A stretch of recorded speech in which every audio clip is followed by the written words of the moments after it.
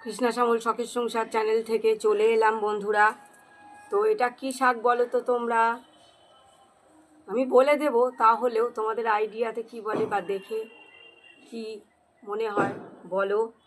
আর এটার সঙ্গে বেগুন দিয়ে ভালো জমবে, বেগুন আর আলু ঘরের সামনে থেকে যাচ্ছিল সবজি দাদা, তাদের থেকে কিনে নিয়েছি। তো এবার এটা কেটে নেব, রেডি করে নেব বন্ধুরা। এটা 70 টাকা করে কেজি নিল। এখন বেগুনের প্রচুর দাম। আমি যদি একটা বেগুন গাছ করতে পারি বন্ধুরা, তাহলে খুব ভালো হবে। তো যাই হোক,